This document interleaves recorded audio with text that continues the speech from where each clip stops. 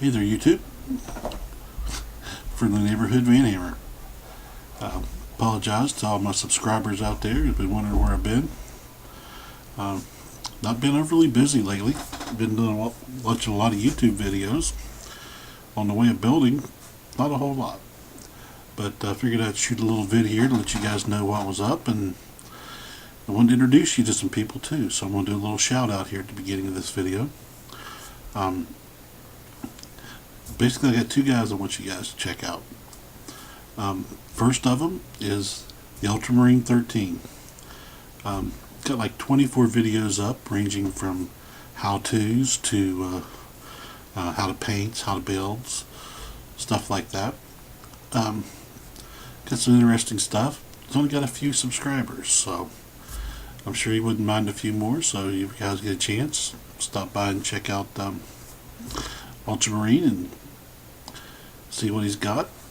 If you like it, go ahead and subscribe. Stick around. Probably got a lot to show us.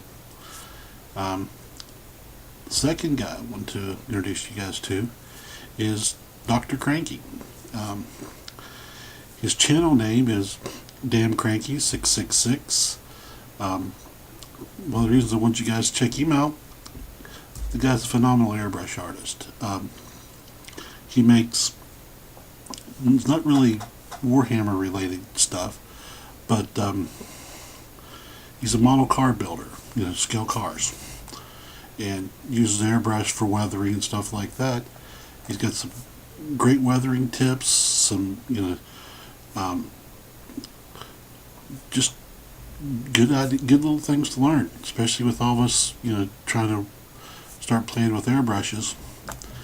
Definitely check him out. He's got a load of videos, above 80, like 80 plus videos, and around 300 subscribers. But like I say, he's got an excellent brush on him, guys. So you get a chance, go check out Dr. Cranky too.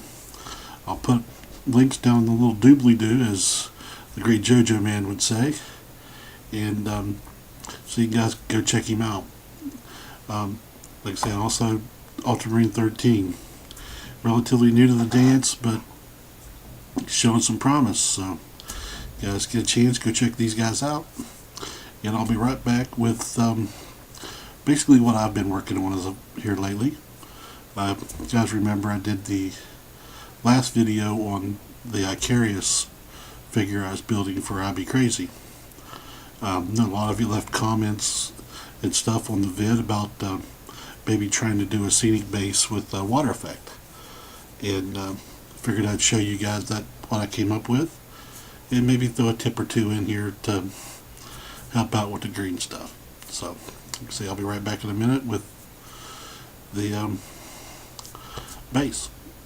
Okay, thanks guys, be right back. Okay guys, this is basically the first of the tips I wanted to show you for the day.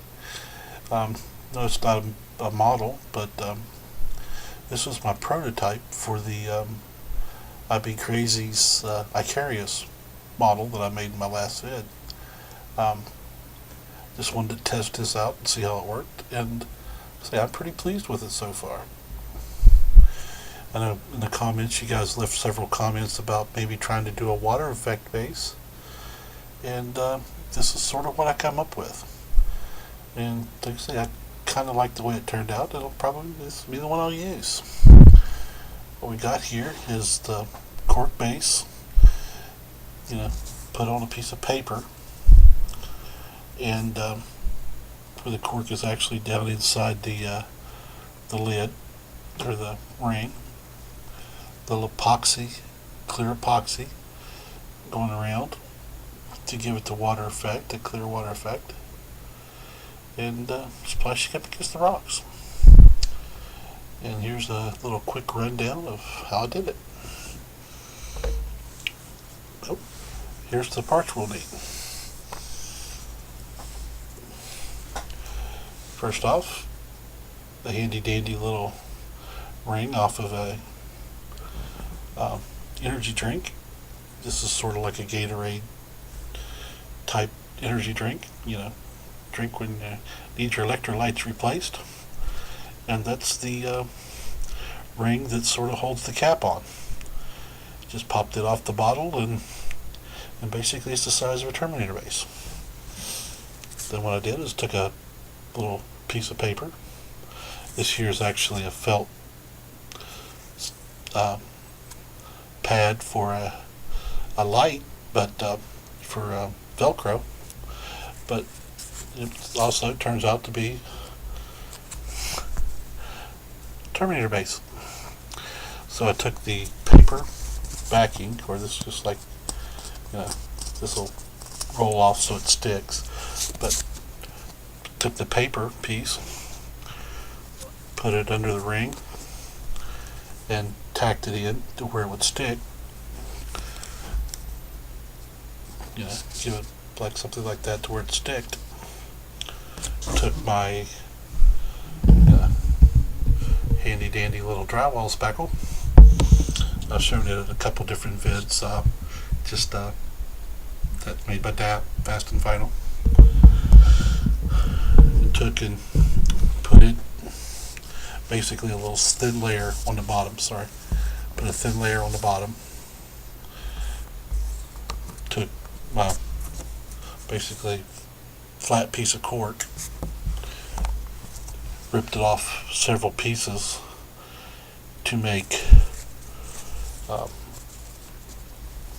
sort of a rock face, a rock look, and set it down in the compound, so it basically adhered it to the piece, but didn't really affect the depth. And then once that had set up a little bit, took a little bit more of the drywall spackle and textured the bottom of the water right in here, so it had a little ripples and stuff sticking up to where it wasn't just a flat white. Little bumps and stuff to give it some texture underneath the water. Then once I was to that point, I found this Loctite waterproof adhesive. Dries crystal clear, and in roughly 24 hours it's dead set. I've noticed when I put it in the thing, it's sort of self-leveling, so you just put in a little bit and just let it sort of even out and level out. And to get to this point here, basically once I'd built that, I painted inside. Like here on the base, started with a dark blue, worked up, shaded it up to a white next to the rock. Took the rock, primed it black, primed it black, highlighted in some more white and some blues, sort of tie it all together, and still got my nice little black recesses and stuff. Then when I added the glue, give it that nice crystal effect like water. And whenever I got to the point to where it was starting to get tacky and almost dry, took my little piece of dental floss pick here, put it in, and started raking it against the rocks to give it those little splash edges in the little white frothy area. And like I say, that's sort of what I come up with. Like I say, this was my test piece to see how it would work, but I kind of like it. I think it turned out relatively well, and I'll probably keep a hold of it. So that's the first little tip of this video. I'll be back with another tip or two. Hey guys, back with a quick tip of the day. This here is a piece of glass from a picture frame. Say, what's that for? Well, this is for rolling your green stuff on. You can see here it's been used. This is what I've been using for my green stuff when I roll stuff out. It's glass tends to be, the pores in it is very tight compared to wood and stuff like that. Say you roll your stuff out on the desk, you'll be getting these little textures of the desk. See these like little grooves and stuff? That'll all go into your green stuff. But if you take like a piece of glass, lay that out, no more texture. Basically, you'll dampen it, an area, and put your green stuff on it, roll it out. And the green stuff won't stick to the glass because it's damp and real tight pores. So look for an old picture frame that's broken, take the glass out of it, use it for your green stuff. Tip number 1. Okay. Another quick tip for the day, using your glass. Cool thing about glass is, say you're wanting to you draw something up, you want green stuff, like that Black Templar item right there. I just wait a second, get it out of the glare. Sort of make you draw something up you want to try to make green stuffed. What this allows you to do is just slip it under the glass, take your green stuff, lay it out, sculpt it in to the shape you want it from your drawing, and when you lift your glass, there will be your green stuff, and you still have your drawing. So, grinded, but gives you something to build off of to make your green stuff if you've got a pattern.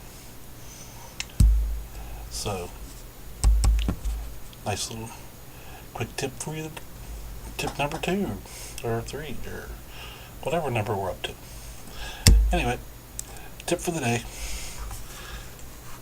Thanks for watching, guys.